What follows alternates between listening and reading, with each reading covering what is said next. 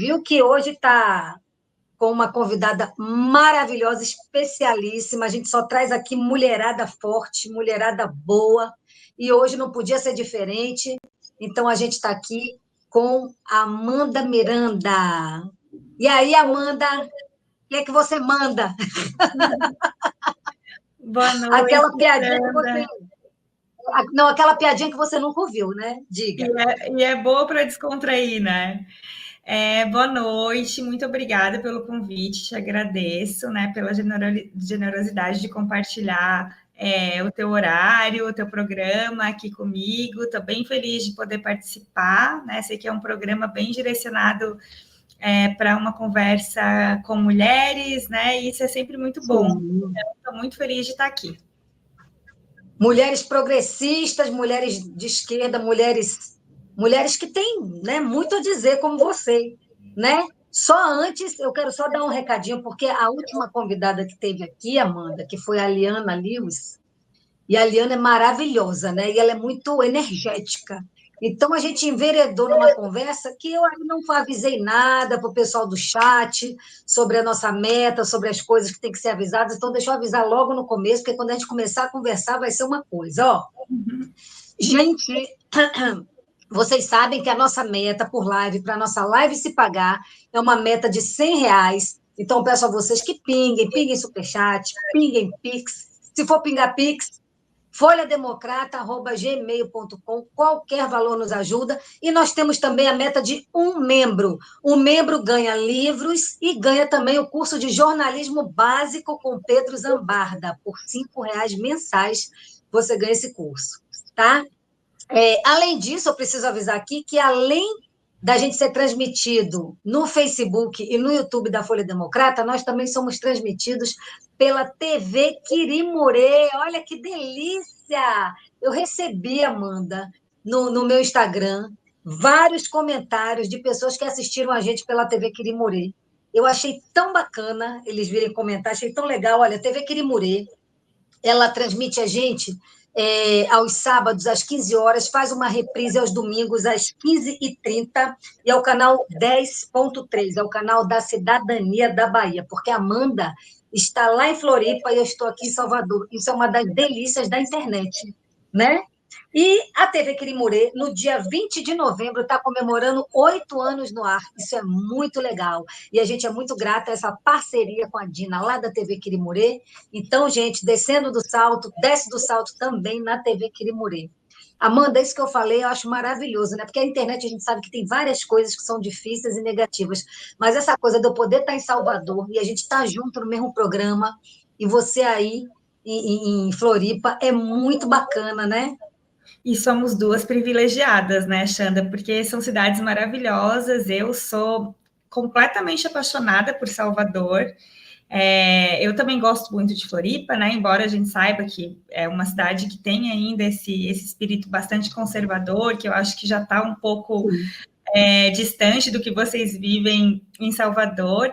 Mas, assim, do ponto de vista das paisagens, da beleza da cidade, é um lugar incrível, mas Salvador tem um lugar muito especial no meu coração, assim, a energia dessa terra é tudo, eu sou apaixonada. Eu tive recentemente aí, passei quase 15 dias, e eu não queria mais voltar, né? Acontece com todo mundo, acontece com todo mundo que vai para Salvador, eu acho. A gente vai e não quer mais voltar. Se eu soubesse disso e a gente já tivesse tido contato, a gente tinha comido um acarajé.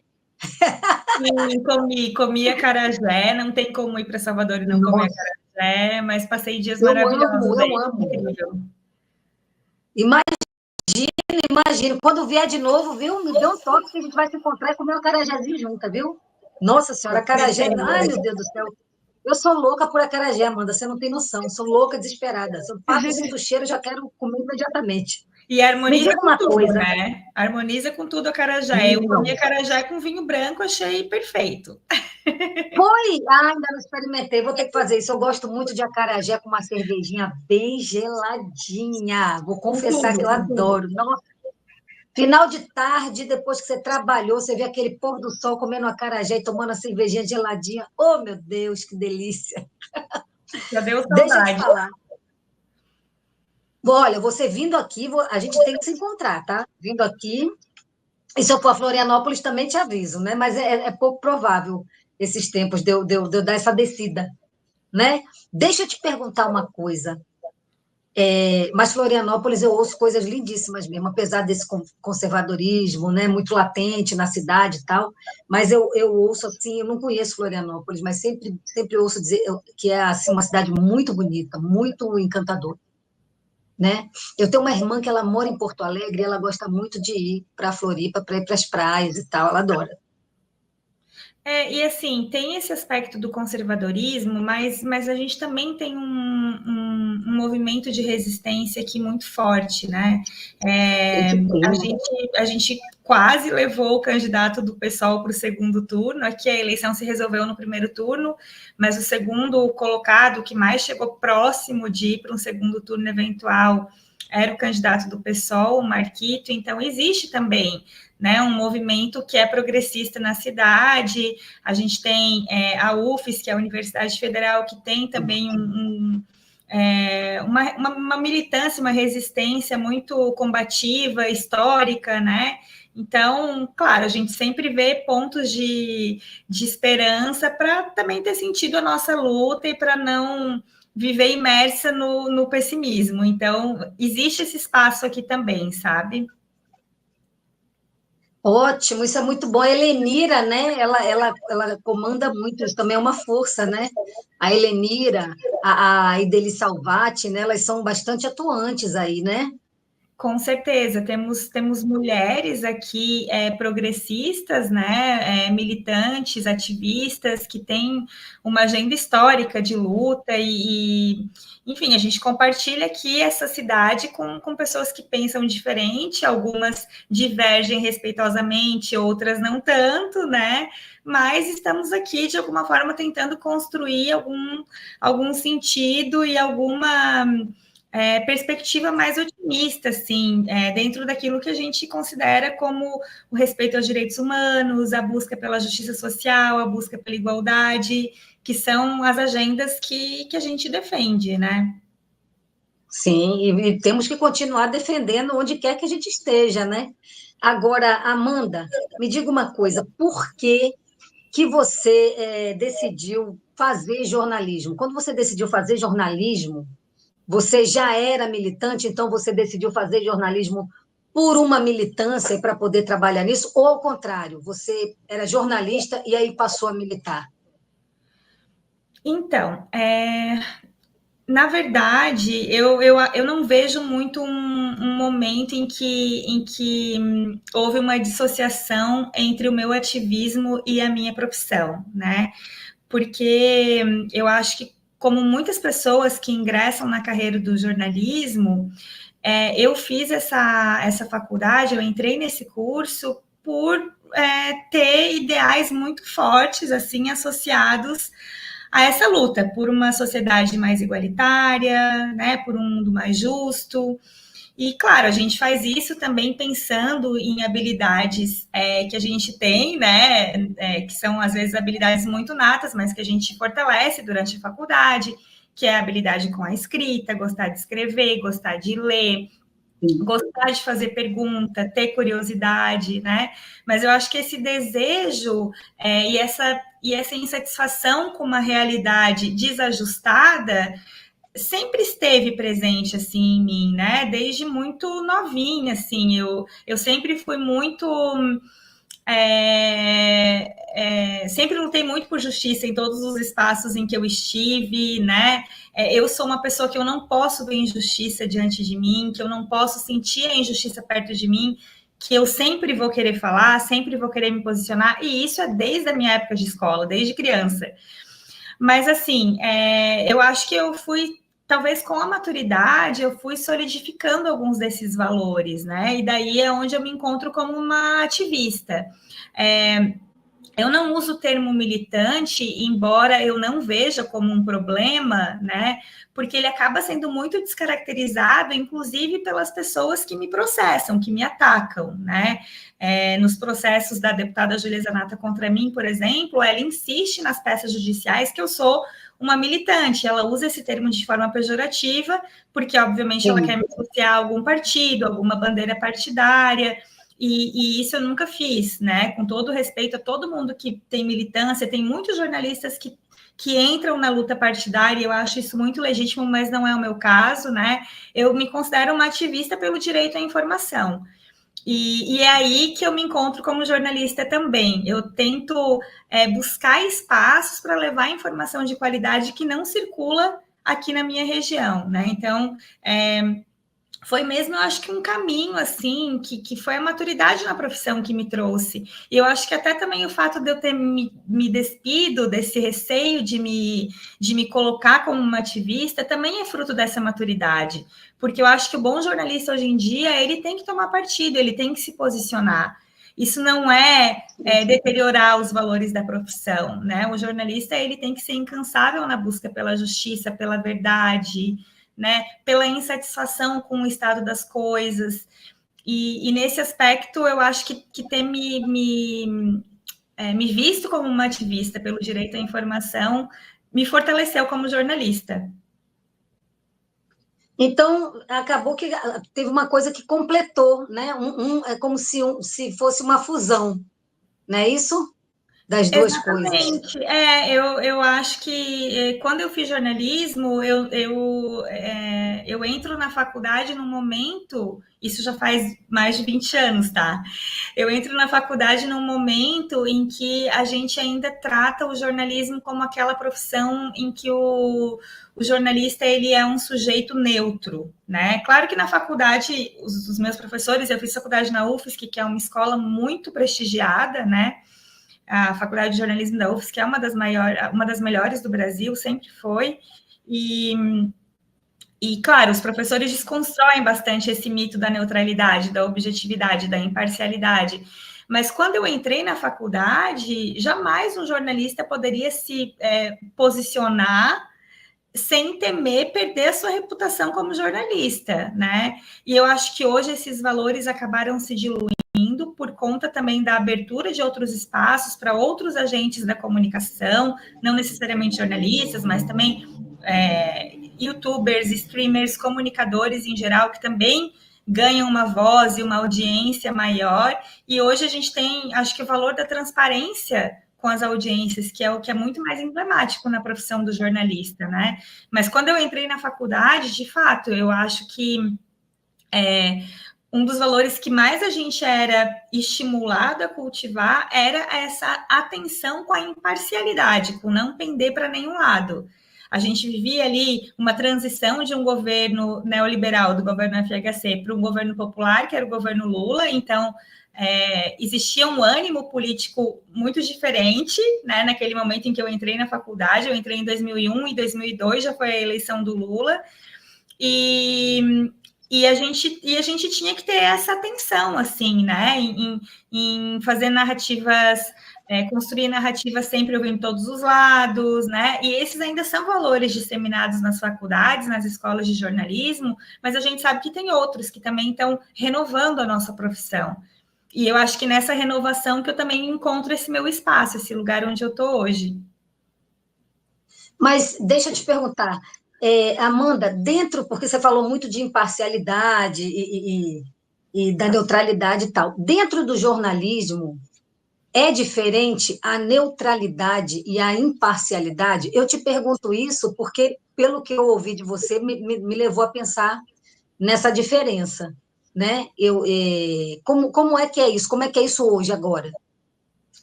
Então, essa é uma questão teórica bem profunda, assim, nas discussões sobre jornalismo, né? É até bastante filosófico, porque em algum momento a gente vai querer chegar na discussão sobre o conceito de verdade, são questões muito complexas. Mas neutralidade sempre foi um conceito bastante controverso, assim, no jornalismo, né? Porque não existe sujeito social que seja neutro, isso não existe. A gente sempre está participando de algo e tomando partido com relação às situações e às circunstâncias que permeiam a nossa vida, né? A nossa vida social. Então, esse conceito, ele historicamente vem sendo questionado, assim, mesmo nas escolas de jornalismo. Mas o conceito de imparcialidade, não. O conceito de imparcialidade, ele seria ele seguiria mais ou menos aquela lógica de dar voz para todas as partes de uma mesma história e deixar essas vozes sintonizadas dentro de um equilíbrio. Mas daí, por exemplo, né, para falar de um assunto que ainda é muito vivo na história recente do país, se eu estiver fazendo uma reportagem sobre o 8 de janeiro, né, sobre os atentados que a gente sofreu à nossa democracia, atentados violentos, tentativa de golpe de Estado, se eu for defender essa perspectiva de um jornalismo imparcial, eu vou ter que equilibrar as vozes daqueles que atentaram contra a democracia com as vozes daqueles que combateram esse atentado. E quando eu faço Sim. isso, eu estou distorcendo a realidade, né? Então, não existe um consenso acerca desse termo, desse conceito de imparcialidade, né? Mas quando a gente faz jornalismo, a gente aprende sempre a buscar o maior número possível de informações e de versões para uma mesma história. E eu defendo isso, eu acho isso certo, né? E, inclusive, eu fui trabalhar com dados públicos, eu fui buscar essa minha construção de ativista pelo direito à informação com base em dados públicos, porque os dados, eles são fáticos e eles já são uma versão concreta sobre algo, né? Mas, no dia a dia, um repórter que está trabalhando, mesmo cobrindo buraco de rua, ele vai buscar o maior número possível de versões para aquela história. E isso é ok. Sim. O que não pode acontecer é nessa necessidade de ser imparcial, ele trazer à tona narrativas que vão de encontro aos valores da democracia, aos valores humanistas, como esse exemplo que eu dei do 8 de janeiro, né? A gente precisa ouvir, a gente deve dar voz para essas pessoas que atentaram contra a democracia. Se a função do jornalismo é zelar pela democracia, a gente pode trazer pessoas que são intolerantes à democracia e dar voz a elas, né? Então, nesse aspecto é que essa questão vira um pouco controversa. Olha, eu não sou jornalista, mas assim, eu acho que atualmente, né, do jeito que a gente está vivendo, com tanto extremista solto por aí, eu acho que tem gente que não. Vou falar uma coisa que pode ser que tenha gente que me dê pedrada, mas eu acho que tem gente que não merece ter voz. Por exemplo, agora, a eleição de São Paulo, para a gente falar de uma coisa bem atual, bem fresca, né? Eu acho que o Pablo Marçal não tinha que ter sido chamado para debate nenhum, entende?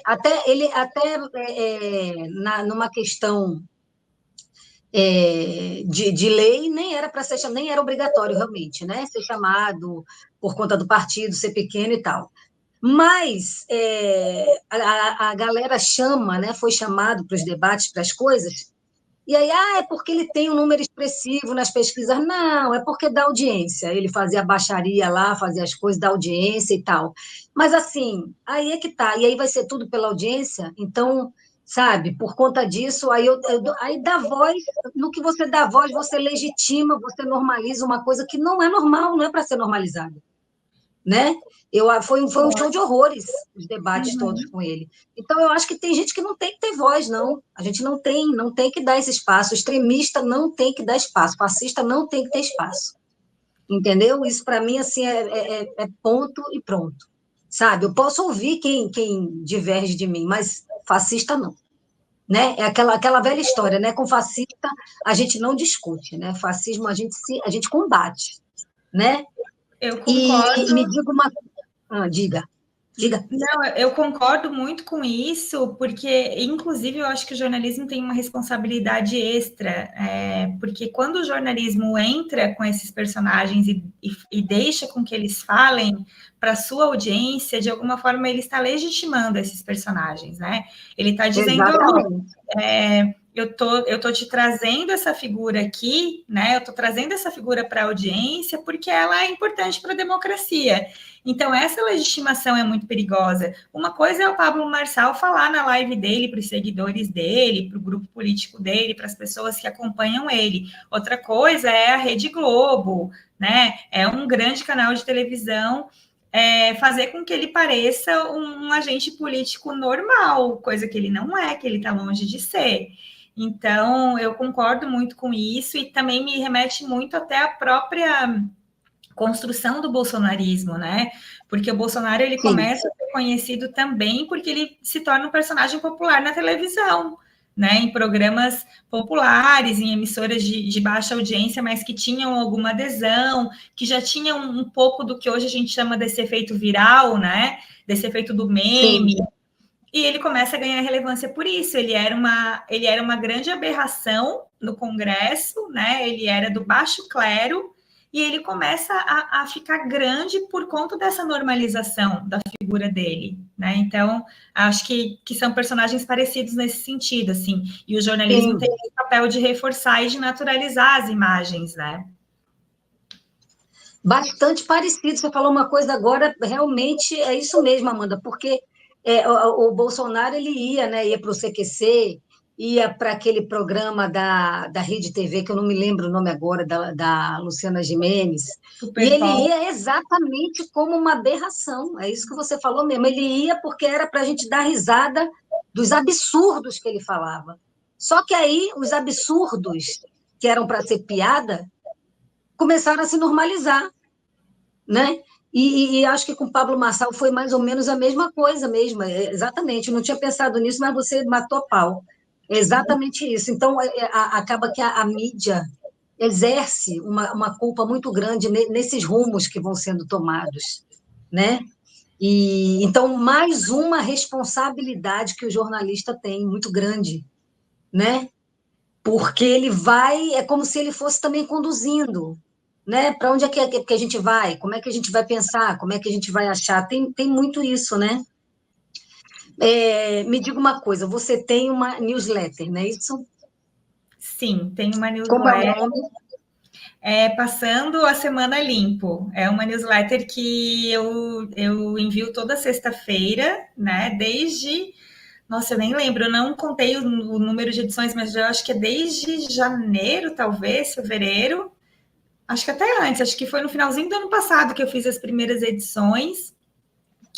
E que eu venho conseguindo manter, né, atualizar, mandar toda semana, dá bastante trabalho, me ocupa bastante, mas também é muito gostoso, né, e está crescendo, toda semana eu ganho novos seguidores, e é uma audiência também muito qualificada, que gosta de conversar, de dialogar, de sugerir pautas, então é um trabalho que eu curto bastante fazer. E é muito essa mistura que a gente está conversando do jornalismo com o ativismo, né?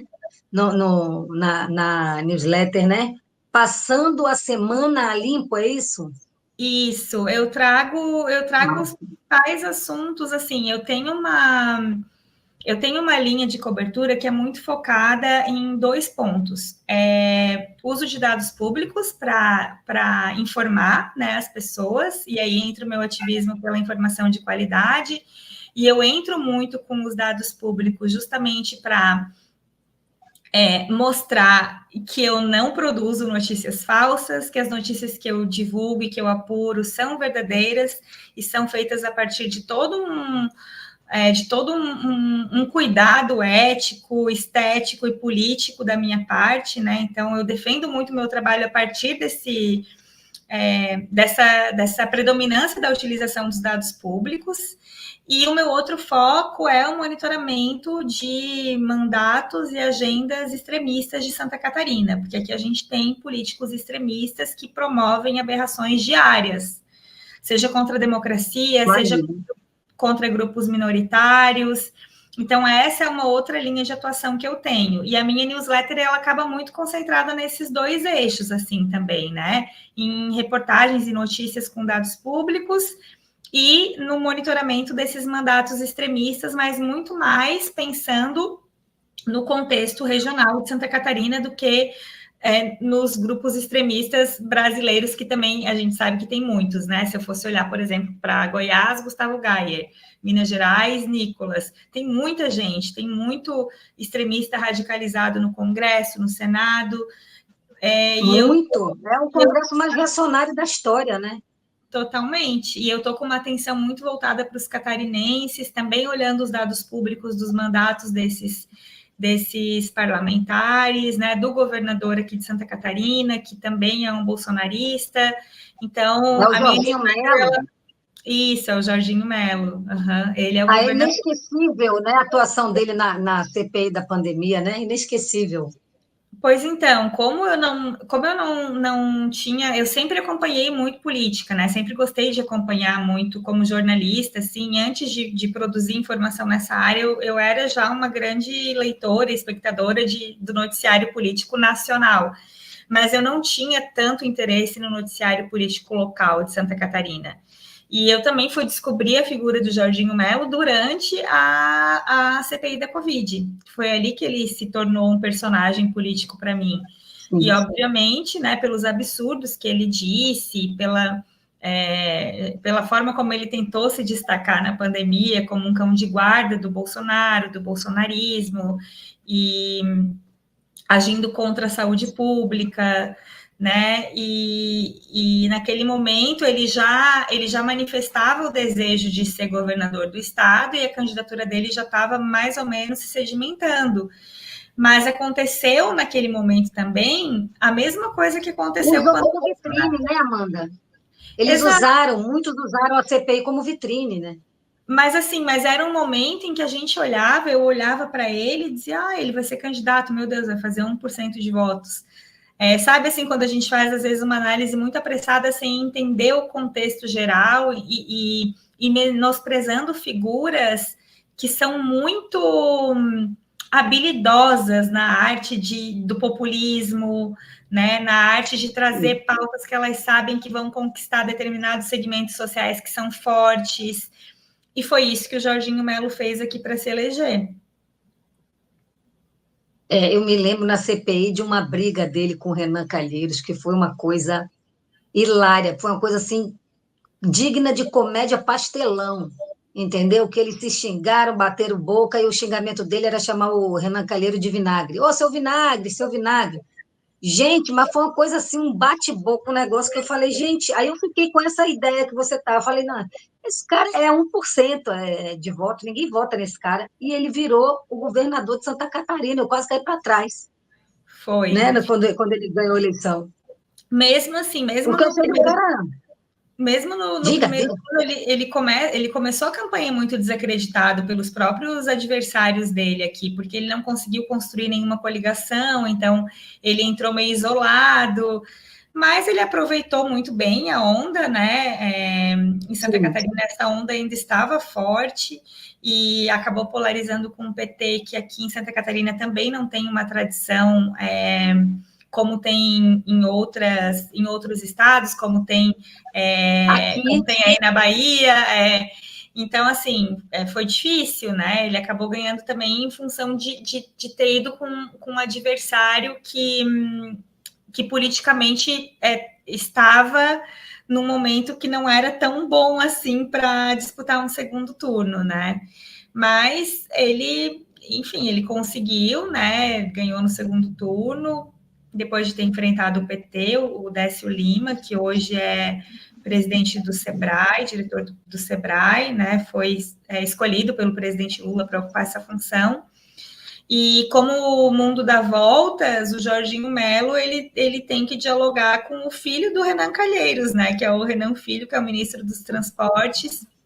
E a agenda dos transportes é muito importante aqui para Santa Catarina, porque a gente tem entidades muito fortes ligadas à questão do transporte aqui, a gente tem rodovias que estão muito precárias, então volta e meia ele tem que buscar apoio do governo federal, só que ele não faz isso explicitamente, né? Ele cobra coisas do governo Lula que são demandas do governo Bolsonaro, que o Bolsonaro não realizou. Então, tem tudo isso também acontecendo por aqui. como dizem, a terra plana capota, A não terra gira, plana né? capotou muito, porque ele teve que falar com o filho do Renan Calheiros aí. Imagine. Agora me diga uma coisa, voltando lá para a sua newsletter, Amanda, porque pelo que você estava me contando, passando a semana limpo, você publica toda sexta, então você publica tudo que aconteceu durante a semana, né? E aí você falou desse seu ativismo pela notícia de qualidade, né? Pela notícia verdadeira e de qualidade. O que você acha do jornalismo investigativo? É sua praia? Você gosta, você faz, você vai atrás? O que você acha disso? Muita gente chama o que eu faço de jornalismo investigativo, porque existe esse olhar assim para o jornalismo de dados, pelo jornalista que pesquisa, que busca dados públicos, como alguém que está investigando, né? Eu aceito quando me colocam como uma jornalista investigativa, inclusive eu tenho o suporte jurídico da Abrage, que é a Associação Brasileira de Jornalismo Investigativo, que trabalha com essa linha, né? Nos processos que eu sofro do deputada Júlia Zanata. Mas eu sempre falo assim, né? Não querendo também ser muito menosprezar o meu próprio trabalho, porque eu acho que eu tenho que valorizar o que eu faço. Mas assim, Claro. o trabalho que eu faço com dados públicos, ele é um trabalho que qualquer cidadão pode fazer. Ele só precisa de treino. O que eu acho que eu tenho como diferencial como jornalista, que daí talvez nem todo cidadão tenha capacidade de fazer, porque daí precisa de um olhar jornalístico mesmo, é um olhar para a pauta, né? É olhar um dado público e pensar: isso aqui é um assunto, isso aqui não é um assunto, ah, não, isso aqui é uma banalidade, né? Durante a campanha das eleições municipais, eu fiz uma corrente da transparência bolsonarista. Eu propus nas minhas redes sociais, né? Na época, o Twitter ainda não tinha sido excluído pelo Xandão, pelo Alexandre de Moraes, então eu comecei a corrente no Twitter, mas depois eu continuei nas outras redes, porque daí no meio do processo a gente já estava sem Twitter.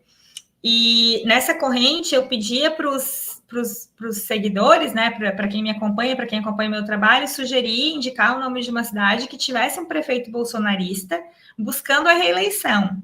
E daí eu ia no portal da transparência dessa cidade e buscava informações, dados públicos sobre o mandato daquele prefeito. Quando eu lancei essa ideia, eu tenho uma amiga que me perguntou: tá, mas e se tu não achar nada? E daí eu falei: eu sempre vou achar alguma coisa, porque é impossível num portal da transparência um jornalista não achar nada. A gente acha. Claro, às vezes a gente vai para o portal da transparência com a pauta pronta, mas no meu caso, nessa corrente que eu fiz, eu não tinha pauta, eu só tinha o nome da cidade e eu ia lá, ficava fuçando o portal da transparência até achar alguma coisa que eu pensasse: olha, isso aqui é notícia. E achei, né? Então, eu não cheguei a fazer em todas as cidades porque não deu tempo. Eu acho que faltaram 2 ou 3 cidades que tinham me indicado que eu acabei não conseguindo fazer a corrente. Mas, no geral, eu consegui fazer. Mas, assim, pesquisar portal da transparência é algo que qualquer cidadão pode e deve fazer. Inclusive, na semana passada, quando estourou a notícia sobre as investigações do mandato do Gustavo Gayer, eu pensei: poxa, eu tenho que fazer algum conteúdo mostrando para as pessoas como é fácil pesquisar o gasto parlamentar de um deputado pelo portal da transparência. Porque é muito. Nossa, seria ótimo isso. O portal da Câmara dos Deputados é muito acessível, é muito fácil de lidar, a gente consegue realmente olhar tudo que os deputados colocam como gasto público da cota parlamentar, está registrado lá. Mas, assim, a questão daí não é tanto o buscar, né? A questão é tu ter um olhar daí para o que é um fato que merece ser noticiado e para o que é um gasto banal. Por exemplo, eu já noticiei algo que para outras pessoas pode parecer banal. Eu já coloquei na minha newsletter e nas minhas redes sociais um deputado federal que foi candidato a prefeito de Criciúma, o candidato bolsonarista derrotado, Ricardo Guide, paga cafezinho de aeroporto com dinheiro da cota parlamentar. Para muitas pessoas isso pode não ser notícia, porque é um custo pequeno perto do montante global que eles têm para gastar. Mas para mim, justamente por isso é notícia. Por que um parlamentar... Lógico, você lembra da tapioca? Exatamente. Por que um parlamentar que ganha tão bem, A que já tem tapioca custou um cargo, né? Exatamente, no governo Lula, né? Ou foi no governo Dilma? Acho que foi no Dilma, governo... Dilma. Ah, foi no governo Dilma. E daí, assim, eu acho que é esse olhar, né, para o que merece ser pautado, para o que merece ser inserido como informação no debate público, é o que é o diferencial de um jornalista daí investigativo, digamos, né? Não é tanto o saber usar as ferramentas, é mais o olhar para a pauta mesmo.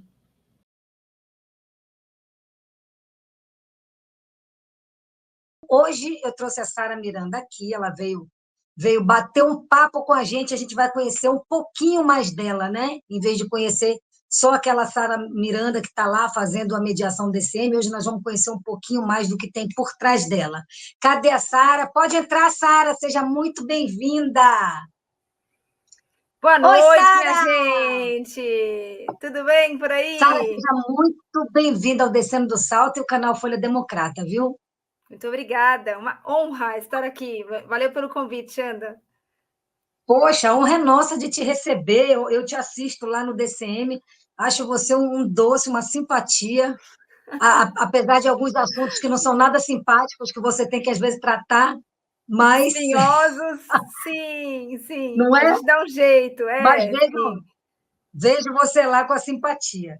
Sara, me diga uma coisa. Eu queria te perguntar, eu fui dar uma futucadinha lá no seu Instagram, né? Oba! Para ver umas coisinhas que a gente não vê no DCM, né? Para ter umas informações que a gente não tem lá. E Claro, aí, eu vi lá no Instagram que você é psicoterapeuta, é isso mesmo? é isso mesmo. Na verdade, ixi, olha, se tem uma Hum. coisa. Meu maior vício, depois do açúcar, vai. Nossa, Eu não fale não, que eu estou lutando aqui contra o açúcar, estou lutando. Pois é, eu quase não tenho vícios, assim, essa é uma coisa que eu me orgulho bastante, assim, nem café, não tenho vícios, nem não fumo, nada, assim, sou meio caretona até. Eu super gosto de cuidar da saúde. Mas açúcar é um vício e meu outro vício é estudar.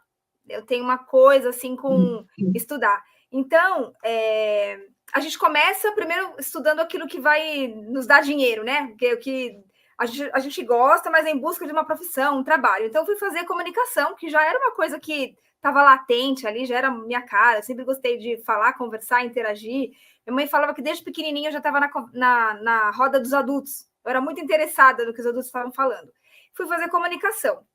E depois fui fazer o que eu gosto, porque eu já estava trabalhando, fui fazer aquilo que me chamava, sabe, que me interessava. E aí fui para a psicologia, estudei muitas vezes a psicologia. Então, debrucei em Jung, em Freud, em Bert Hellinger, e aí também fiz recentemente uma formação em psicoterapia contemplativa, que mistura alguns elementos de mindfulness, de budismo, e é um convite a...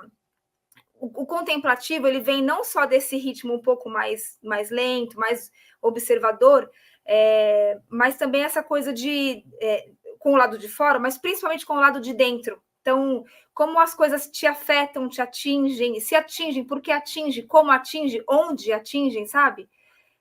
Então, é você observar as emoções, os gatilhos, como você responde, para a partir disso pensar em outras respostas, não mais de reação, mas talvez de mais ponderação, sabe? Então, é daí. Mas você está atendendo hoje, Sara? Hoje não mais, porque hoje não mais ou não ainda, porque não é algo que eu abandonei, mas é que atualmente a comunicação ela está tomando mais espaço, sabe? Então até abrir agenda, mas é um pouco mais difícil de administrar os atendimentos que são individuais, né? Então hoje a comunicação ela tá com um palco maior na vida profissional.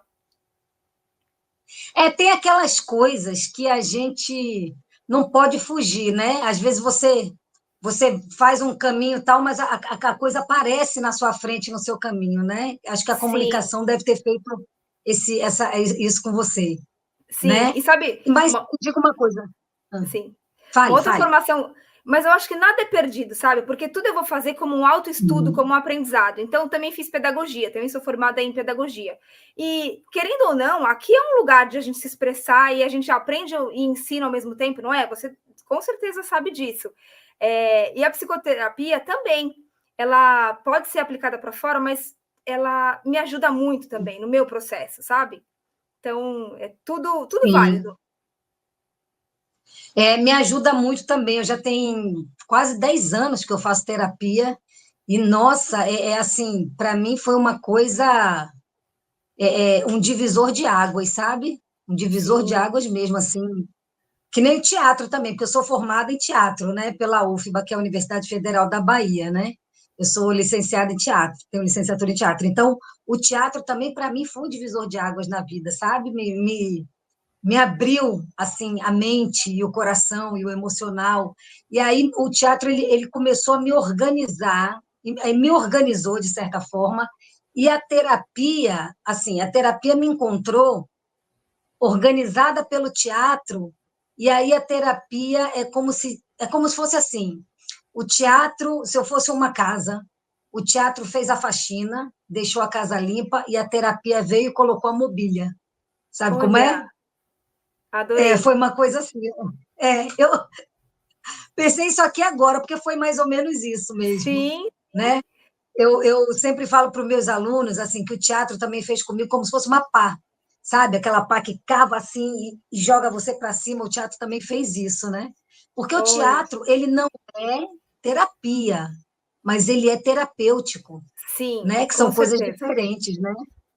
E Sim. aí me diga uma coisa, a primeira formação sua foi em psicoterapia e depois você foi fazer a pedagogia, foi isso?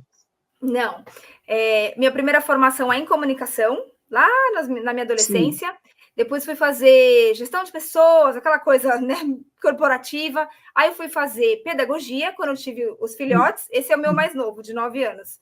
Mas tem a Heleninha de 11 anos. Então, quando eu me tornei mãe, fui fazer pedagogia para entender como aqueles seres humaninhos aprendiam, quais eram as fases deles, sabe?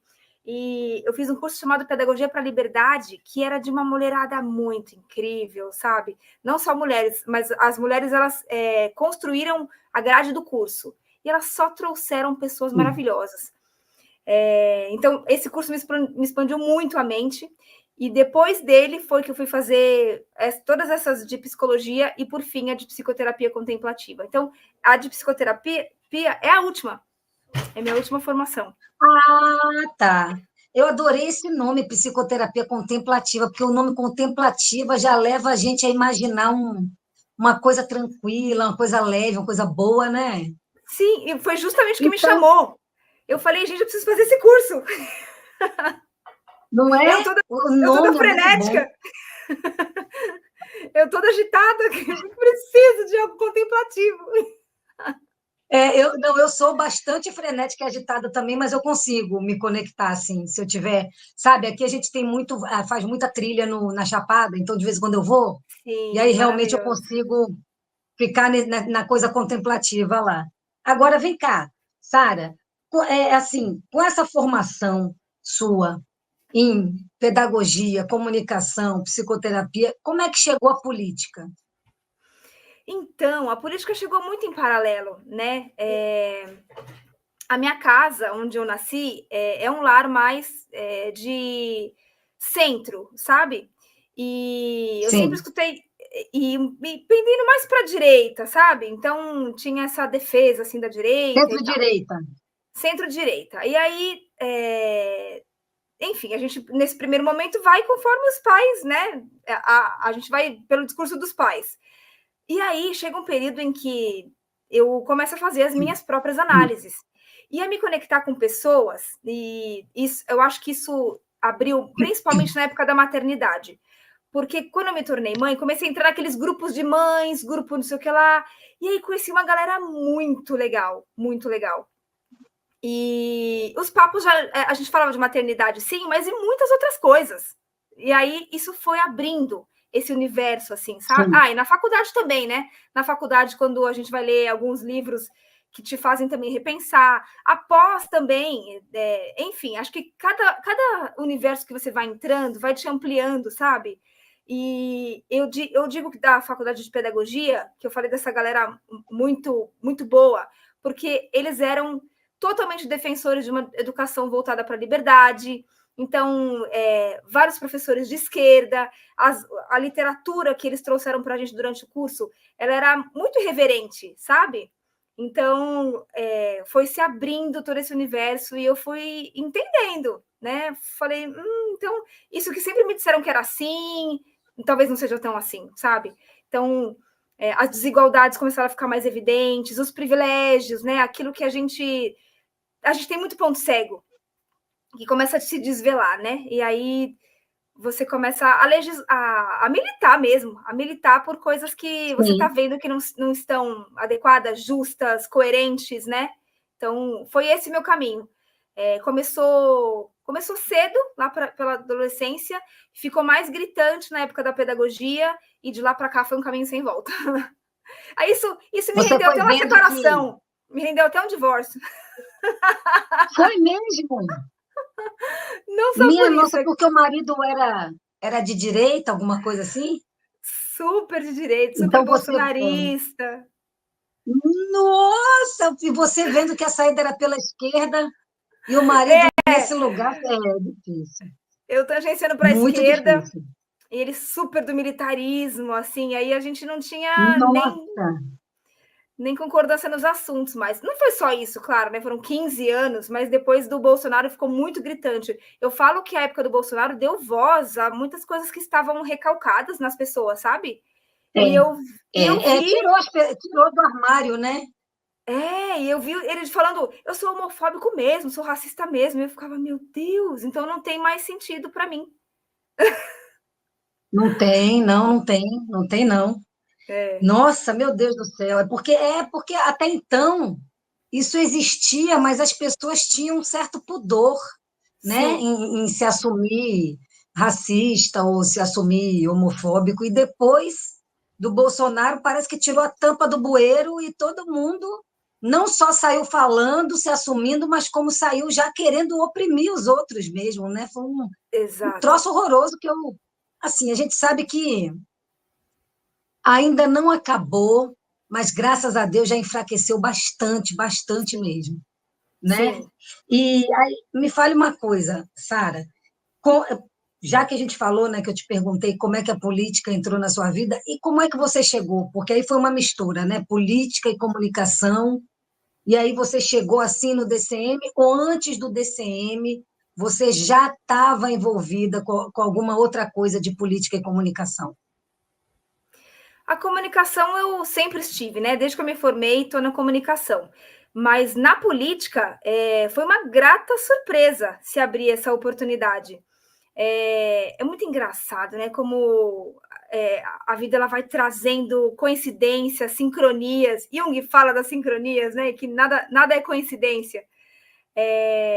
Eu concordo. Não é? As coisas vão acontecendo porque elas têm que acontecer, sabe? A gente tá onde tem que estar. Tá onde tem que estar.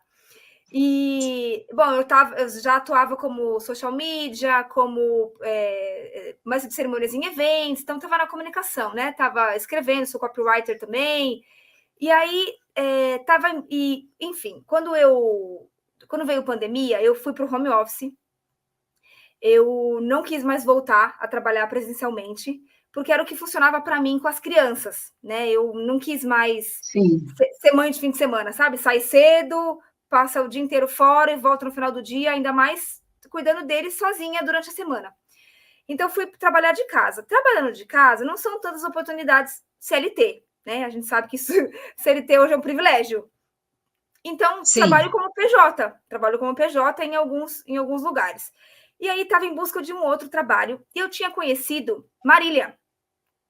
E olha só como são as coisas, gente. Eu tenho um trabalho em paralelo que chama Leitura que Cura, que é onde eu desdobro tudo isso que eu estudo, sabe? Toda essa parte da psicologia, da psicoterapia contemplativa, tudo isso que eu gosto, eu transformo em um clube de leitura virtual. E eu fiz um clube de leitura que só dessa vez aconteceu de manhãzinha, 7 horas da manhã, veio Neuci, me encontrou nas redes sociais, veio, e aí depois eu fui conhecê-la pessoalmente, e nessa festa na casa de Neuci, conheci Marília. Aí, quando eu estou em busca de algum lugar para trabalhar, né? Falar, gente, queria um outro lugar para eu trabalhar, se alguém tiver oportunidade, tal, Marília me manda uma mensagem falando, olha, eu tenho tal e tal função. E eu já fazia live, já usava StreamYard, já fazia live no YouTube, então, para mim, era tranquilo. Você já dominava o mecanismo, né, da coisa, né? A ferramenta. Ela fala que eu sou a funcionária que deu menos trabalho para ser treinada. Eu já fazia live também, né? No Leitura que Cura e tal. E aí, quando eu comecei,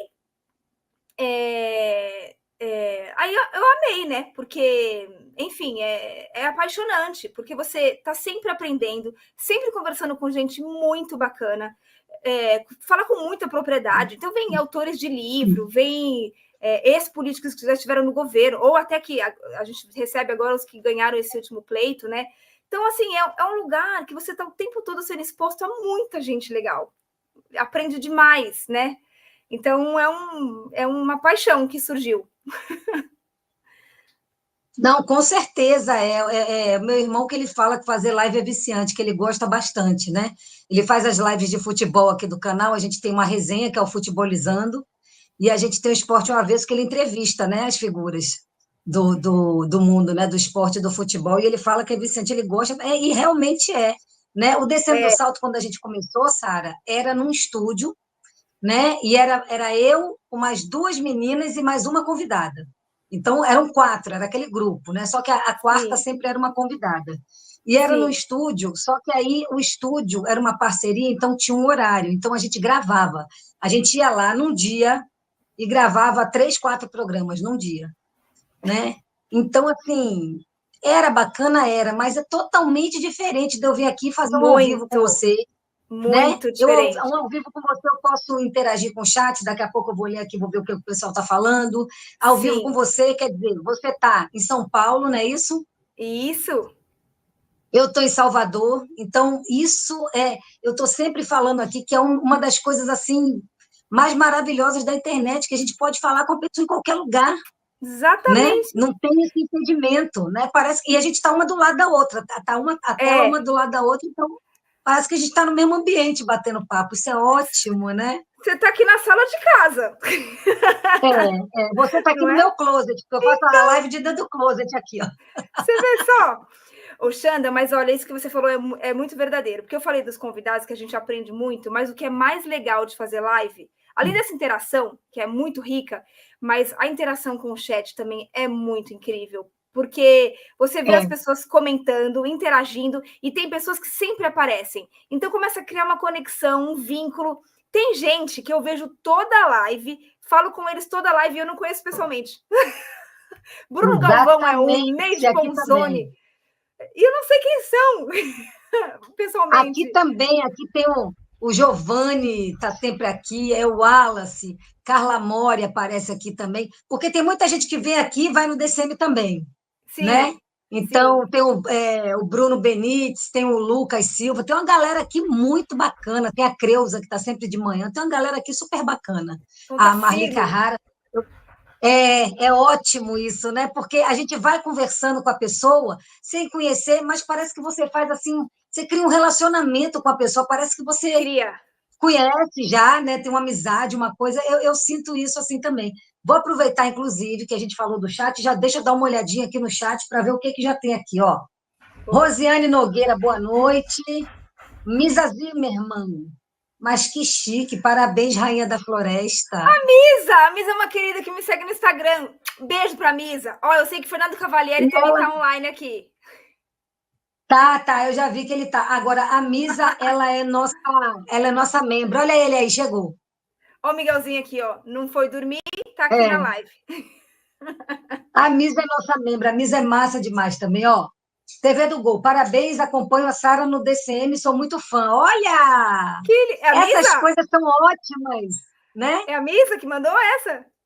Não, TV do Gol. Olha Porque só! Às vezes também, Sara, tem muita gente que acompanha, mas que não fala, ou que fala pouco, mas que está sempre lá, assistindo. Sim, né? Sim. Ó, aqui, ó. Bruno Benites. Oi, boa noite. Bruno Benites também está sempre com a gente. Ó, quando eu viro de lado é para ler, tá? Porque aqui é que nem estúdio de televisão, são várias câmeras. Adoro. Aqui, olha, TV do Gol, parabéns, Folha Democrata. Dudu Fontes, boa noite, democratas. Fernando Cavalieri, boa noite, Sara, boa noite, Xanda. Boa noite, Fernando, seja muito bem-vindo à Folha Democrata. Venha sempre. Dudu falando, olá, Rita, Rosiane, Misa, TV do Gol e Bruno. Obrigada, TV do Gol, ajuda muito o canal, com certeza. Dudu, obrigada. Wallace, o Wallace também está sempre, ó. Boa noite a todos, boa noite, Xanda, sua queridona, boa noite, Sara. Agradeço que quem me presenteou com a membresia. O Wallace, eu não, quer dizer, eu vi, eu acho que foi de manhã, não foi? Ou foi ontem, uma coisa assim, mas não me lembro mais o nome da pessoa que foi, que deu, que a gente sempre tem uma alma maravilhosa para dar membresia, né? A gente Pois aqui, é. Sara, a gente já tem uma meta na nossa live que é de R$ 100 e um membro. A nossa meta modesta. Entendeu? Então, Modesta. gente, já fiquem sabendo, já fiquem sabendo aí, embora membresia, vamos dar um membro, ou então se tornar membro. Quem se torna membro, a gente tem um curso de jornalismo básico com Pedro Zambarda, curso maravilhoso, e livros em PDF Olha. também que vocês ganham. E vamos pingar, né? Pingar superchat, pingar Pix. Nosso Pix é folhademocrata@gmail.com, pinga R$ 1, 2, 5, quanto vocês puderem, que é para a gente pagar aqui os custos da nossa live. Né? Isso é uma coisa, Sara, que eu quero falar com você também. Ó, Sim. peraí, o Wallace aqui, olha. Sara é muito simpática, dona de um belo sorriso. Alexei Santana, que é outro membro da gente, também maravilhoso, está em todas. Boa noite, tá? A melhor live das mulheres aqui do que a dos homens lá. Ó, arrasou, Alexei! Uhul! Vem Miss pra cá, Davi, vem pra cá. bem mesmo. Sarita é minha nova amiga. O Wallace Oba! disse que guri fofo. É seu filho, viu? Que ele disse aqui que Ele guri é. fofo. Ele é mesmo. Beijão pro Miguel. O Miguel é seu filhote, né, É Sara? meu filhote, sim. Isso aí. Olha, deixa eu te falar. Só aproveitando que a gente deu esse intervalo rapidinho da nossa conversa para ler o superchat e para pedir as contribuições, eu gosto sempre de falar, sabe, Sara, que tem gente que, por mais que seja militante, ativista, por mais que seja de esquerda e que assista sempre às lives, ou do Folha Democrata, ou do DCM, ou de outros canais progressistas, parceiros nossos, mas são pessoas que não entendem a necessidade do canal quando a gente pede a contribuição. Porque o que Nossa. acontece? O nosso canal, assim como o DCM também, não é financiado por nenhuma empresa, por nenhum banco, nada. É financiado por vocês. Eu já ouvi gente falando assim para mim: ah, mas o YouTube paga. Gente, mas o YouTube paga muito pouco, vocês não imaginam. Não dá para os custos do canal. Se desse, a gente não pediria nada, ficaria aqui só batendo papo, só na entrevista, né? Tava Então, fácil. não dá mesmo. A gente precisa muito da contribuição. Quem puder mandar R$ 1, quem puder mandar 2, quem puder mandar 5, e a gente vai juntando, porque o do YouTube não dá, mas não dá de jeito nenhum. A gente precisa de vocês que mantêm a gente, e é isso que também faz com que a gente seja independente e possa falar o que a gente quiser. Não é isso? Exato, exatamente. A gente lá no DCM vive assim também, né? E é muito difícil. Hoje a gente teve É, uma live que eu fiz com o chefe, né? Com o Kiko. Ele falou: gente, sim, nós não queremos ter rabo preso com ninguém, a gente quer ter liberdade para falar, sabe? E é um jornalismo exatamente. independente. Não tem dinheiro nem do público nem do privado aqui. É quem nos assiste. Não tem outra fonte. Exatamente. Fora os processos que a gente sofre, né? Porque às vezes, por falar, alguém vai Meu lá e Deus. põe na justiça. Então, para a gente sobreviver aqui, sendo de esquerda, é difícil, bem desafiador. Muito, muito difícil. Mas eu gosto de dar essa explicação, Sara, porque sempre tem aquela pessoa que fica pedindo dinheiro, mas não sabe o que é para manter um canal. Sim. É um sufoco, né? Você tem que pagar o salário. A gente paga o salário do Pedro, a gente paga o salário do Gabriel, que faz nossos cortes, a gente paga o site, a gente paga impulsionamento no Instagram, a gente paga para fazer as canecas para a gente dar brinde, a gente paga os livros que a gente dá de brinde. Quando a gente dá o brinde, a gente paga o correio, que não é barato, para poder mandar. Então, Sim. tem todo esse custo, né? Então, por isso que a gente pede. Então, gente, galera que está aí no chat, viu?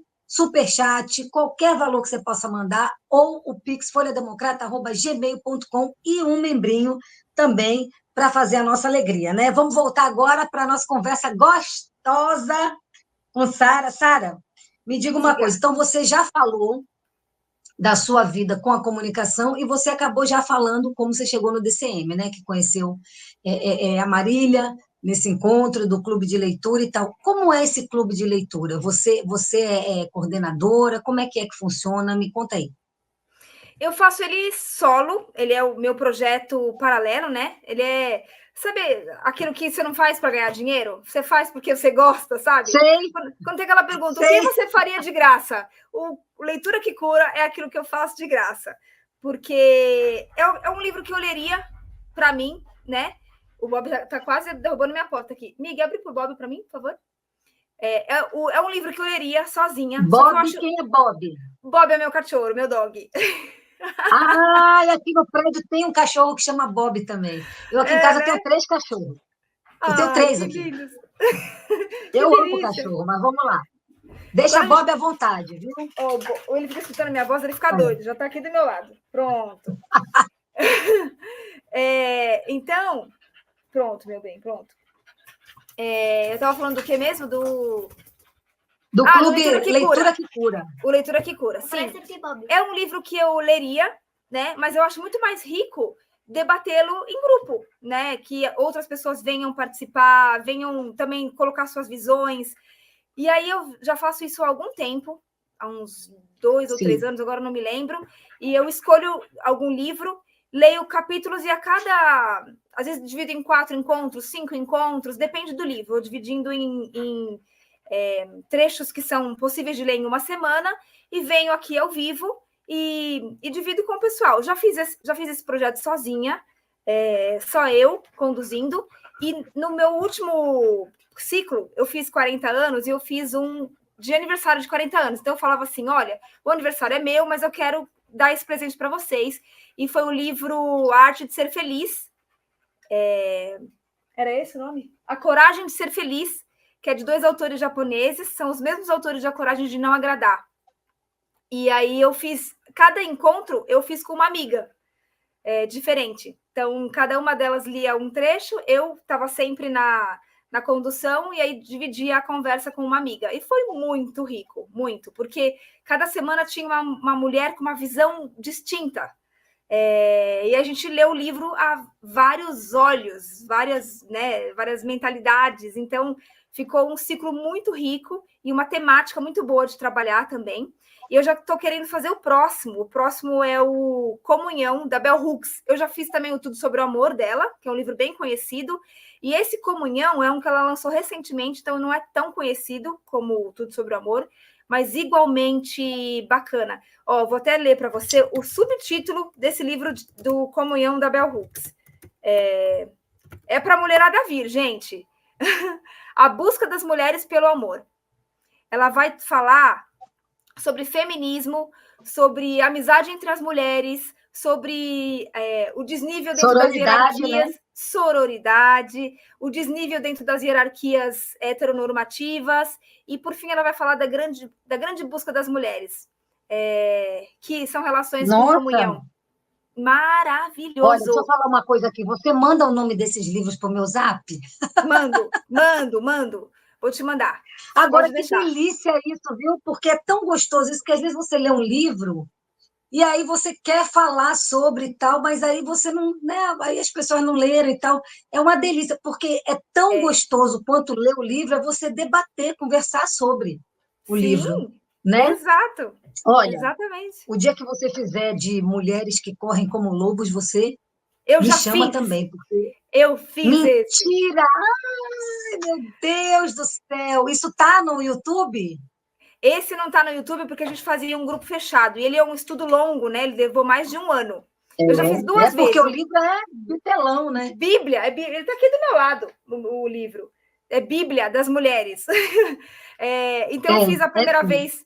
Fiz a primeira vez sendo guiada em um grupo em que tinha uma outra condutora e depois fiz na condução. Esse não está lá, mas todos os outros estão. Quem sabe a gente abre um outro ciclo em breve, hein, Xanda? Aí você está convidada. Você me chama. Você me chama que eu quero mesmo. Como é que eu adorei esse nome, Leitura que Cura, né? Que nome bacana, que nome bonito, né?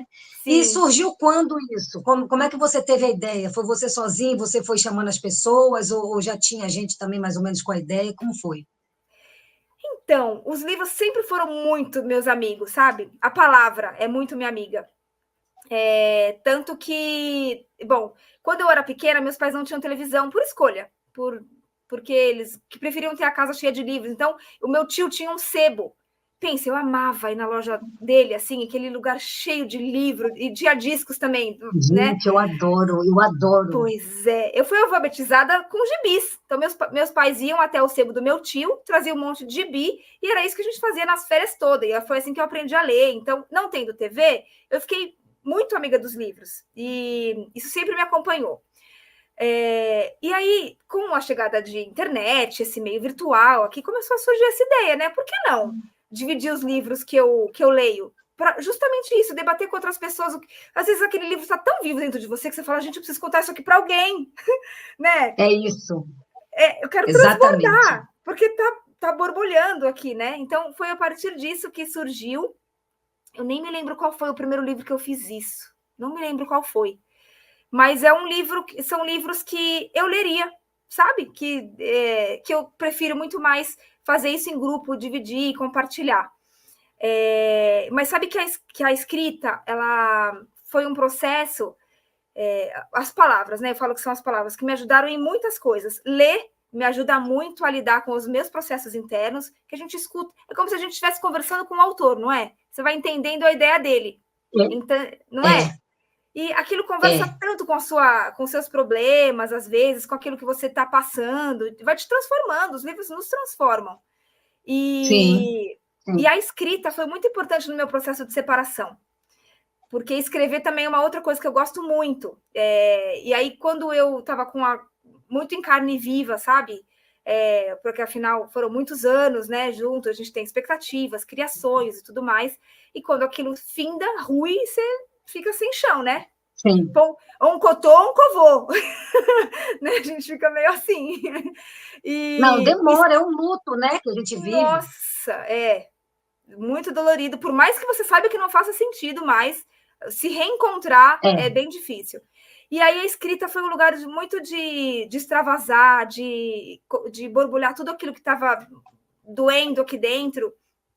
E muita gente ressoava com muita gente. Então, as pessoas falavam assim, nossa, isso que você escreveu, eu também me sinto dessa forma. Puxa, você conseguiu descrever exatamente como eu me sinto. Eu também passei por isso, sabe?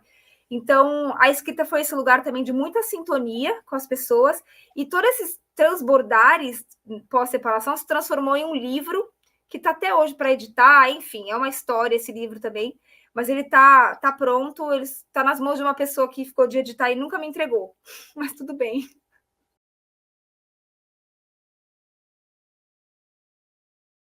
É hora agora da gente chamar para cá a nossa convidada de hoje. Ela que é analista política, analista internacional, professora de filosofia, que é a Biazita Gomes.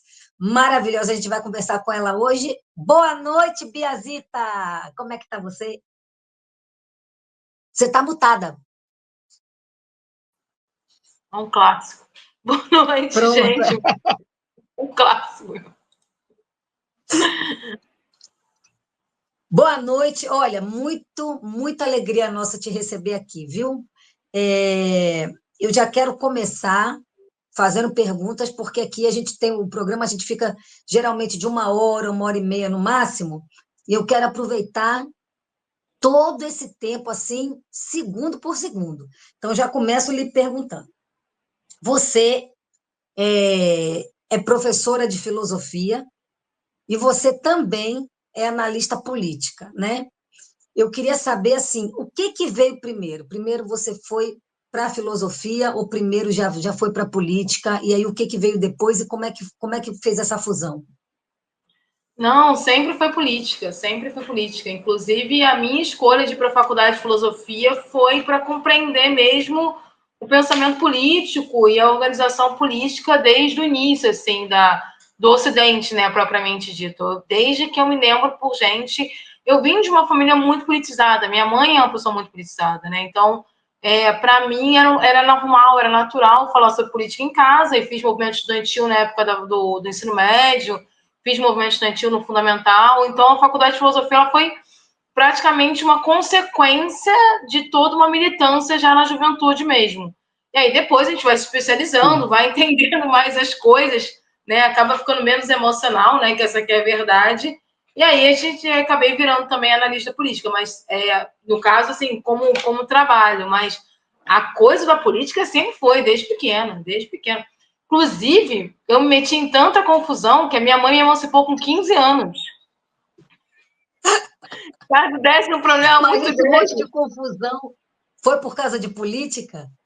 Sim, porque estava sempre metendo alguma coisa e me emancipou com 15 anos. Porque, assim, você assume os seus problemas. E foi uma coisa conversada. Para Assim, você se mas sempre resolver. foi. Foi resolvido, foi Agora, resolvido. o que eu acho bacana, sabe o que é, Biazita? Todas as mulheres que eu chamo, né? E a gente já conversou aqui com a Mafê, com a Daiane Santos, lá do 247, com a Thalita, do DCM, com a Sara, do DCM, com a Sara Góes, também, do 247. E a maioria das pessoas, quando eu pergunto como começou esse envolvimento com política, com militância, a maioria delas passou pelo movimento estudantil também, né? Eu acho isso interessante para você, a gente, né, perceber como é que a escola é um lugar de movimento, né, tanto o ensino médio quanto a universidade. Né? Eu também passei muito por isso, né, pelo movimento estudantil no ensino médio, na faculdade também, no DCE. E ali a gente vai movimentando e a coisa vai tomando corpo, né? Você É exatamente diga. isso mesmo, é um processo de construção mesmo, de construção de pensamento durante todo o processo mesmo de estudo, né? Você vendo o estudo como um processo de luta política e se engajando politicamente, assim. Eu não Sim. consigo dissociar a escola, o ambiente de faculdade, da luta política. Eu também não, eu acho que está muito junto, muito, muito junto, né? E no seu caso, que foi fazer filosofia, eu fiz artes cênicas, então também é a galera muito engajada também, né? Maravilhoso. Agora, me diga uma coisa, por que que dentro disso, assim, você começou, né, no movimento estudantil, teve essa coisa maravilhosa da sua mãe, como você fala, já era politizada e tudo mais, então, você sempre viu esses movimentos da esquerda, assim, à sua volta, ao seu redor, tanto na escola quanto na família? Sim, sim. Minha família era uma família de esquerda, assim. Minha mãe é uma pessoa de esquerda desde que eu entendo por gente. E aí tem uma coisa muito interessante de gerações, né? Porque eu fiz o fundamental nos anos 90, né? Ensino médio fundamental nos anos 90.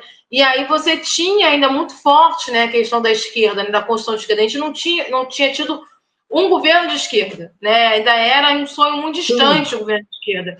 Então, eu acho que é uma diferença de um choque de geração muito grande, porque essa geração agora de jovens, eles já nasceram, né, num pós-governo de esquerda, né? Já tinha tido 2 Lulas, uma Dilma, então assim, já era uma outra sociedade. A gente não, a gente pegou ali a coisa pós-ditadura, muita gente desacreditada da luta política, né, ou não foi formado, porque foram 20 anos de ditadura, então era diferente, né, você tinha uma perspectiva até sonhadora de quando chegasse no poder, porque nunca tinha acontecido, quer dizer, já tinha acontecido, mas não no modelo que a gente esperava, né, que era um partido dos trabalhadores, de esquerda, efetivamente. Então, assim, todos os movimentos eram de esquerda. Era muito estranho você ter, tanto no ensino médio, né, na disputa de Grêmio, como nos movimentos estudantis maiores, né, como Uni, UBS, ou até mesmo DCE, uma coisa de direita. Hoje isso é mais comum. Né? Hoje você ouve chapas de sim, direita, ouve movimentos de direita e movimento estudantil, mas não existia naquela época, assim. Na verdade, quem era de direita era contra o movimento estudantil, né? Era diferente. Não participava, totalmente. era contra. Então, essa geração já tem uma dinâmica diferente, assim, uma dinâmica onde eles também fazem parte do processo, né? A direita também faz parte do processo de disputa da juventude. Ela não disputava a juventude nos anos 90 e no início dos anos 2000. Esse fenômeno dessa disputa, acho que veio muito com a extrema-direita, né, na verdade, né? Porque hoje, como é que você vê isso, Biazita? Essa coisa assim de hoje a gente falar direita, quando na verdade a gente tem uma extrema direita. Porque a direita dita tradicional, alguns colaram no movimento de extrema direita e outros que continuam sendo de direita, os ditos hoje moderados, né? Eles veem algumas barbaridades acontecendo, mas também não falam nada, né? Porque parece que é benéfico também para eles, para esse movimento. Eu acho que embolou um pouco a questão da direita com a extrema direita. Como é que você vê isso? Eu acho que o problema do Brasil é que ele não tem uma direita muito organizada, né? Então você acaba tendo logo o extremo. Né? O que aconteceu é que a gente não tem uma direita civilizada, né? Até tem, mas é muito pequena. ela é muito fraca. Sim. E ela acaba migrando um pouco para o centro, né, na tentativa de fazer a luta política. E o que a gente teve no Brasil é que, como ficou muito tempo essa coisa da direita ser vista como uma forma negativa, né, até por causa da ditadura militar, quando vem a extrema-direita e ela vem chutando a porta, né, ela vem se assumindo como projeto de país de extrema-direita, a direita se empolga. Eu acho que é isso que aconteceu. A direita se empolga, tipo, vou me juntar a essa turma porque eu acho que se eu me juntando a essa turma eu consigo chegar ao poder. E, na verdade, ela foi completamente destruída. A extrema-direita destruiu a direita. Foi. Eu acho que pessoas, no momento algum, a esquerda destruiu a direita, né? Sempre houve um bom combate entre os dois lados. A gente pode pensar no antigo PFL, que os mais jovens não conhecem, ou até mesmo, né, as outras estruturas, quando a gente ia disputar Alckmin, Lula, né, Serra e Lula nas disputas eleitorais, por mais complicado que fosse, existia um nível, né, de respeito. Mas aí, quando vem a extrema-direita, ela já vem muito chutando a porta, e esse processo faz com que a direita pense assim, não, vou junto, só que, na verdade, ela foi massacrada. Então, a gente não tem hoje uma direita civilizada. A gente tem partidos de centro-direita, mas você não tem um liberal social, você não tem isso, né? A galera já migra imediatamente para a extrema-direita. E existe também uma dificuldade, essa coisa de espectro político. Eu percebo isso muito forte no campo da esquerda também, né? As pessoas acham que só tem um tipo de esquerda, acham que só tem um tipo de direita, e, na verdade, é um campo plural. Tem vários tipos de esquerda, vários tipos de direita, mas como eu acho que os 20 anos de ditadura atrapalharam muito o amadurecimento ideológico do país. A gente tem muita dificuldade de fazer um debate. Assim, você pode ser esquerda, você pode ser comunista, como você pode ser social-democrata, né? Você pode ser liberal social e você pode migrar para uma extrema-direita, ultraconservadora. São nichos muito diferentes, mas como no Brasil não teve um trabalho muito forte sobre isso, o que aconteceu ficou tudo misturado. E aí, um acaba anulando o outro nesse processo, né, de disputa de poder, porque no final das contas é uma disputa de poder. Então, um acaba anulando o outro nesse processo. Sim, sim. Agora, como a gente falou, como você falou, né? A gente está falando da questão da esquerda, da direita com a extrema-direita, e aí me diga assim, quem você citaria como uma pessoa hoje mais à direita ou à centro-direita? Uma pessoa não, eu estou pedindo uma liderança, né? Mais de centro-direita, de direita, do que um extremista. Por exemplo, você acha que o Ronaldo Caiado seria uma pessoa nesse perfil? Não, Ronaldo Caiado é uma direita conservadora migrando para a extrema-direita. É isso que ele é. Tá. Ele inclusive, vai disputar espaço com a extrema-direita. Eu acho que nesse campo de centro-direita, você tem o Kassab, que joga muito bem dos dois lados, né? Ele consegue jogar tanto com o campo de esquerda como com o campo de extrema-direita. Mas ele, por exemplo, não é uma liderança que viria para ser presidenciável, porque a coisa do extremo é tão forte que não há espaço para a direita. Não há. Exatamente, eles massacraram mesmo, né, a direita. E será por isso, Biazita, por conta de que eles vieram, como você falou, assim, com o pé na porta e vieram massacrando, será por isso que a gente viu que muitas pessoas da direita se uniram à extrema-direita, assim, porque não tinha outra saída? Ou foi oportunismo mesmo? Eu acho que tem os dois, né? Você tem uma galera que realmente não acreditou que era extrema-direita quando você tem o surgimento do Bolsonaro.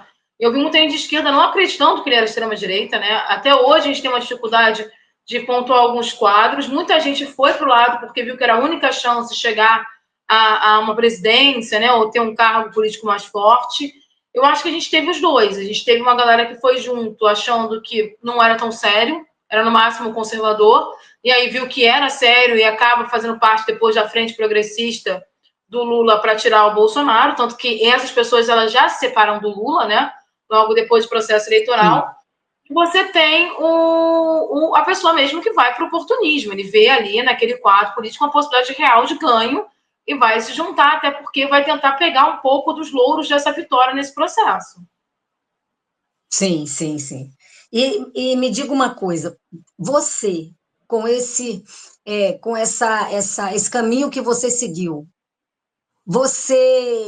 esse caminho, né, de analista política que você seguiu, por que você se especializou na análise política internacional? Isso foi um caminho natural, porque é impossível a gente, por exemplo, discutir questões nacionais hoje sem ter uma compreensão efetiva do que acontece em âmbito internacional. Então, foi aos poucos mesmo. Então, eu comecei a observar mais as questões internacionais, depois eu comecei a perceber que tinha uma carência teórica, porque não dá para a gente analisar as coisas apenas, né, através de um achismo, há uma necessidade de conhecimento teórico de algumas estruturas internacionais, de algumas teorias internacionais, e aí eu acabei migrando mesmo para a área do direito internacional humanitário, que não é nem um direito internacional, né, é o direitos humanos humanitário, né, o que é o direitos humanos internacionais. Mas foi um caminho natural, mas não foi rápido, não, foi demorado, assim, porque você vai percebendo que você precisa de estudo. Eu acho que é essa que é a questão, né? A gente vê muita gente fazendo análise política, mas às vezes fica muito no âmbito quase que do senso comum, porque falta base, né? E aí tem uma hora que você fala, não, eu preciso efetivamente ter um conhecimento maior sobre determinadas questões para poder falar sobre elas, né? Porque você não pode falar de análise internacional sem você ter um mínimo de noção de alguns conceitos básicos. Eu sei que tem gente que fala, mas eu optei por um caminho de estudo mesmo. E aí foi natural mesmo, não foi uma questão assim... Eu não diria nem que foi uma escolha programada, assim. Naturalmente eu fui me interessando e fui estudando, assim. E esse boom mesmo rolou mais no último ano. É porque é engraçado, outro dia eu estava, né, batendo papo aqui com os amigos e tal, e aí a gente estava falando sobre isso, né? Que hoje todo mundo, essa coisa de todo mundo comentar a política, todo mundo analisar a política, ficou uma coisa muito parecida com o futebol, porque futebol todo mundo quer falar e todo mundo tem solução para dar, né? É. Todo mundo tem solução para tudo ali. Né? E a política ficou assim também, todo mundo quer falar e todo mundo tem a solução para tudo. Mas a gente sabe que não é uma coisa fácil, porque se a solução fosse fácil, já teriam dado todas as soluções possíveis e imaginárias. Até porque hoje a gente vive num governo que não é de esquerda, né? Teria que ser, mas não é, porque tem essa frente ampla, amplíssima, né? Então é um governo de coalizão. A gente tem o Congresso mais reacionário da história, né? Então é muito complicado. Como é que você vai conseguir fazer um governo de esquerda tratando dessa forma, né? Mas todo mundo tem a solução. Agora, o que você acha, Biazita, nessa questão? Porque eu vou te dizer, eu também sou envolvida, né, com as questões políticas, com militância desde cedo, como te falei, comecei como você também, movimento estudantil e tal, mas eu nunca vi uma coisa que está acontecendo agora, que é o seguinte: passou o primeiro ano de governo Lula e as pessoas já estão cogitando reeleição. Eu nunca vi essa coisa corrida dessa forma.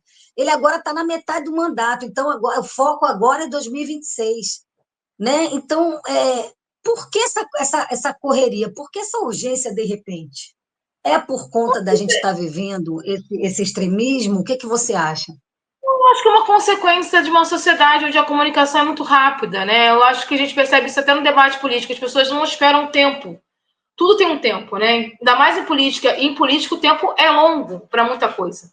E aí as pessoas se acostumaram muito com o mundo virtual, que é um mundo de respostas muito rápidas, né? De videozinhos de 3 minutos, né? Onde tudo é muito... se resolve muito rápido. E aí o problema disso é que o tempo político é diferente. Então, as resoluções dos problemas políticos não vão ser iguais. Então, as pessoas estão falando de reeleição, quando, na verdade, deviam estar falando de outras coisas, né? Deviam estar falando de pautas governamentais, questões municipais, questões estaduais. E aí, quando o presidente fala assim, não estou pensando em reeleição, óbvio que ele não está pensando em reeleição, ele está governando ainda. Pensar em reeleição e pensar em campanha. Mas eu acho que isso tem a ver com essa coisa muito acelerada. As pessoas estão com um pensamento muito acelerado. Às vezes eu tenho que fazer umas análises internacionais e as pessoas ficam com pressa. Falei, gente, o tempo de um TPI é diferente, um tempo de uma Corte Internacional de Justiça. É que a gente recebe muita informação o tempo inteiro, a gente é sobrecarregado de informação. E a gente quer que tudo seja resolvido muito rápido e é impossível. O tempo político é outro. O tempo real é outro, né? O tempo real não é o tempo da internet. Mas essa sobrecarga ela gera uma angústia. Aí entra a filosofia nesse processo de análise. Porque essa sobrecarga de informação ela gera uma angústia. E essa angústia... Sim. Ela começa a fazer uma cobrança desnecessária. A gente não tem tempo mais. As pessoas não dão valor ao tempo. Elas têm uma pressa. E uma pressa para quê, né? Porque, assim, você não vive assim. Você está o tempo todo, uma pauta em cima da outra, uma pauta em cima da outra, você não tem tempo. Às vezes, e é uma cobrança muito grande. Por exemplo, quem faz análise, se você fica um dia fora da rede, ainda mais quem faz na internet, as pessoas pensam assim, o que aconteceu? Nada, não tinha nada para comentar. Né? Eu vou repetir um assunto de ontem, eu vou falar abobrinha, porque eu estou esperando outra questão para ser falada. Você não tinha nada para falar, então a gente espera. Esperar é normal no meio político, mas as pessoas elas não querem mais esperar. Elas estão com uma pressa muito grande, e isso é uma consequência de um mundo virtualizado, porque é muita informação. Então as pessoas estão sempre, o tempo todo, sendo alimentadas com uma quantidade enorme de informação. Muita coisa. Elas não digerem as informações, elas não pensam, elas não refletem, elas estão muito belicistas, porque as redes sociais elas estimulam o ódio e elas estimulam, consequentemente, o confronto, porque é isso que gera engajamento gera dinheiro. Então, tudo é muito violento, muito virulento. Não é igual quando se fazia movimento estudantil na rua. Você não tem mais debate, as pessoas não conversam mais. Né? As pessoas elas querem que seus pontos de vista sejam os pontos reais, né? Seja a verdade suprema. Né? A gente tem várias micro-verdades que não são verdades. Então, acho que isso é muito mais uma consequência de um formato de sociedade que está muito virtualizada do que, de fato, um problema do extremismo. O extremismo, inclusive, ele acaba sendo consequência dessa virtualização, porque as pessoas elas querem uma solução rápida para problemas de 500, 1000 anos. Não vai rolar, né? A gente precisa discutir mais as coisas, a gente não consegue mais conversar. As pessoas não conseguem mais conversar, as pessoas estão com muita raiva.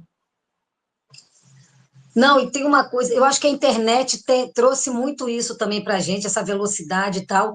E aí, por exemplo, você vai, sei lá, sai uma notícia agora, você vai comentar amanhã de manhã, a notícia já é velha, sabe? Eu não via isso acontecer. E eu tenho sentido, principalmente depois das eleições agora municipais, né, a questão do Boulos e tudo mais, eu tenho sentido uma ansiedade muito grande, né, nas pessoas com a eleição de 2026. Eu percebi isso muito depois dessa campanha do Boulos, né, e o resultado, e agora, principalmente, com a vitória do Trump. Então, eu tenho visto muito, assim, cresceu muito a preocupação e a ansiedade para a coisa acontecer, sendo que a gente tem problemas que precisam ser resolvidos e vistos agora, né? E o foco teria que estar nisso, eu acho. Isso eu não sei o que você acha, mas me causa, além de uma estranheza, me causa, assim, eu não gosto, sabe? É como, o meu sentimento é como se a gente estivesse atropelando as coisas, né? Mas, enfim, a coisa está correndo e a gente tem que ir junto na mesma velocidade, né? Deixa eu te perguntar uma coisa. Você esperava, assim, bem sincera mesmo, você esperava a vitória do Trump? Sim. Eu me lembro que eu comentei 2 dias antes de uma outra live. Sim, eu esperava. Eu esperava porque, assim, o Trump, primeiro que é uma eleição muito diferente da nossa. Uma eleição, na verdade, eu costumo dizer que uma eleição, são várias eleições estaduais que se juntam, depois se somam e vem um candidato à presidência. Você tinha um tipo de discurso, né? Existe um problema muito grande nos Estados Unidos, que é a inflação muito alta e a perda de poder de compra do americano. E aí o Trump ele conseguiu colocar responsabilidade dessa perda de poder de compra, dessa queda de padrão de vida em minorias sociais e no governo, mesmo que o governo estivesse, o governo Biden, no caso, tendo uma melhora econômica efetiva, né? Aquela diferença, né? Existe a melhora nos gráficos e existe a melhora que a população vai sentir. A população não estava sentindo por causa da inflação. E, para além disso, o Trump ele fez um trabalho muito subjetivo, vendendo para o eleitor americano a ideia de que os Estados Unidos voltaria a ser grande, né? Ele disse que o Biden fez com que China e Rússia tirassem o protagonismo dos Estados Unidos, e isso mexe muito psicologicamente com o eleitorado americano, e principalmente nas regiões que já são regiões mais republicanas. Então, você tem várias questões ali. Você tem a perda de poder econômico, você tem esse trabalho onde você quer trazer um Estados Unidos forte, soberano, você tem um trabalho nos estados também muito grande. Teve a questão da Palestina, mas ela não foi crucial na vitória do Trump. A vitória do Trump foi esmagadora. A gente saiu os últimos números, ela foi esmagadora. E ela tem muito mais relação com uma ideia básica do americano mesmo, raiz, né? O que ele quer como sociedade, do que, de fato, um cenário internacional. Então, o Trump ele promete isso e ele arranja um culpado para os problemas americanos. Né? O culpado para os problemas americanos são as minorias sociais, mais especificamente o imigrante. E aí, se você tem um culpado, fica muito mais tranquilo para o eleitorado, porque não é obrigado a refletir sobre os problemas econômicos do seu país ou por que seu país tem problemas econômicos. Né? Por que os Estados Unidos têm uma dívida pública tão grande? Isso não foi um tema forte de debate. Ninguém conversou sobre isso nos Estados Unidos. Há uma dívida pública enorme, mas isso não move o eleitorado. Então, você faz um trabalho ali onde você faz uma cooptação mesmo emocional do eleitorado. E aí ele ganhou muitos votos, por exemplo, nos estados pêndulos dos independentes. Eles foram muito cruciais nesse processo, porque você mexe com aquela coisa assim, você dá uma solução, as pessoas estão desesperançosas, as pessoas não conseguem crescer economicamente, as pessoas não conseguem ter uma perspectiva de vida, há um problema muito grande, principalmente os mais jovens, então você vende para eles uma solução rápida, né? E isso a extrema-direita faz muito bem desde sempre, ela vende soluções rápidas para problemas que não são rápidos de resolver. A gente vê, inclusive, isso aqui muito com o problema da segurança pública, né, Biazita? Que é a população quer uma solução rápida, e a extrema-direita vem com aquele discurso do bandido bom e bandido morto, e tal, então, sabe, compra uma arma para você, né? E aí já... eu acho que mais ou menos é a mesma coisa, né? Mesma linha mesmo, né? Agora, assim, o que eu fiquei... Eu vou te ser sincera, eu posso até estar sendo um pouco ingênua, mas eu não tinha essa certeza. Lógico, você é analista internacional, você estuda isso a fundo, né? Mas eu, como uma pessoa que, assim, não sou analista internacional, não estudo isso, mas me intero das notícias, né? Então, como uma pessoa que só se intera das notícias, eu tinha esperança ainda da Kamala chegar junto, entendeu? A Kamala ou a Kamala chegar junto. Né? Que a gente sabe que não é grandes coisas também, mas é muito melhor do que o Trump, infinitamente melhor, nem compara. A política da Kamala é uma política previsível, né? Uma política democrata, ela vai fazer uma política de partido. Né? O Trump ele faz uma política de Trump. Ele está no Partido Republicano, ele precisa de um partido ali, é um partido forte, né? Tem uma bandeira muito forte nos Estados Unidos, mas ele não é um candidato republicano, ele é o Trump. Ele é ele, e ele está ali fazendo ali a carreira dele, deixando o legado dele, que vai ser um legado totalitário. Agora, na última semana, a gente percebeu que já vinha uma perda de força da Kamala, e se ela não tivesse alguma coisa muito forte para conseguir angariar esse eleitorado, e o Trump estava muito forte, principalmente as redes sociais. As redes sociais trabalharam muito, não foi à toa que o Trump fez um discurso de agradecimento, né, ao Musk na sua fala, quando é anunciada a vitória dele, porque houve muita fake news, inclusive no estado dos pêndulos, né? A gente teve uma quantidade enorme. E aí você tem várias questões, a falta de você ter um tribunal específico para as questões eleitorais, uma legislação federal, né? Cada estado tem a sua legislação. Então, assim, é um país diferente. Eu gosto de falar isso, assim, não é a mesma lógica de pensamento da gente, né? Você não vai ter uma discussão sobre o sistema de saúde público, sobre fome, nada disso. As discussões deles são outras. É poder econômico, qualidade de vida no sentido de poder de compra. A qualidade de vida não está em bem-estar em termos de saúde, é poder de compra mesmo. Então, assim, a gente já vinha observando nas pesquisas estaduais, né, que são as pesquisas que realmente definem que, de fato, dos estados pêndulos e outros estados que já estavam mudando alguma coisa, que a Kamala ela estava perdendo fôlego e o Trump estava vindo forte. Então, se não tivesse uma mudança muito grande, eu lembro que 2 dias antes eu falei, se as coisas continuarem assim, o Trump leva, porque a gente já estava percebendo esse movimento. E aí é muito complicado a gente até analisar os Estados Unidos, porque alguns estados nunca vão mudar, né? E eles sempre vão votar naquele partido, independente de qualquer coisa. Mas o que me chamou muita atenção nessa eleição especificamente é que a Kamala perdeu tanto em delegados como ela perdeu em voto total. Né? Na eleição do Trump, o Trump perdeu em voto total. Ele ganhou em delegados, mas ele perdeu. A Hillary ela teve muito mais votos do que o Trump. Dessa vez, não. Foi uma perda dupla. Né? Então, isso mostra que o discurso dele encaixou. E não significa que é um discurso que esteja certo. Não significa que é um discurso que é moralmente ético. Mas é um discurso que foi encaixado para a população em diversas regiões. E esse mapeamento é feito por bolhas de internet. Então, em cada lugar é um discurso diferente, em cada lugar é uma pauta diferente do Trump. Por quê? Porque ele sabia exatamente como fazer com que aquela população olhasse para ele e fosse assim, esse cara me representa. E essa estratégia é uma estratégia muito parecida que o Bolsonaro faz aqui no Brasil e que outras extremas-direitas fazem no Brasil, que é você fazer a política para bolhas. Além dela ser mais barata, porque você não gasta tanto assim em marketing, você consegue uma identificação do público psicológica muito mais forte, porque aí já não é um debate ideológico. Né? A gente não está falando de uma disputa ideológica. Né? O que aconteceu nos Estados Unidos e que acontece no Brasil e em outros países não é uma disputa ideológica, é uma disputa psicológica. As pessoas votaram no Trump porque ele falou coisas que mexeu com elas emocionalmente, que elas mexeu com os afetos. Eu acho que esse é o grande problema da extrema-direita hoje em dia. Ela consegue fazer uma manipulação psicológica, ela mexe com os afetos. Então, as pessoas têm uma relação passional com os candidatos de extrema-direita. Não é uma escolha ideológica, né? Não é uma escolha por uma ideologia política, é por um afeto. Exatamente isso. Agora, você acha que se a candidata não fosse a Kamala, fosse a Michelle Obama, você acha que teria levado do Trump ou o Trump teria ganhado mesmo assim? Eu não sei, eu sinceramente não sei. A Michelle nunca quis. A Michelle, ela tem uma posição muito confortável em termos de imagem.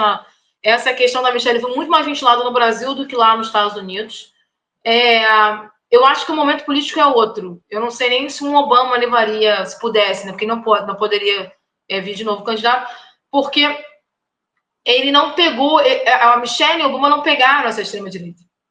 Né? Eles não pegaram esse modo de fazer campanha política, esse modo de fazer política. Então, assim, eu não sei até que ponto, de fato, conseguiria mobilizar, entendeu? Essa massa. Eu acho que é justamente por isso que a Michelle nem cogitou, né? Porque você destrói a sua imagem, seu legado. Ela tem um trabalho muito forte social, ela tem um trabalho muito forte com documentários muito bons nos Estados Unidos, né? Então, assim, para que ela vai mexer num time que está ganhando? Para que ela vai entrar num vespeiro como esse e ter a sua destruição de imagem? Porque é importante a gente lembrar o que fizeram com a Hillary, né? A Hillary, ela tinha uma imagem muito sólida e essa imagem se desfez na campanha eleitoral do Trump. E era a primeira.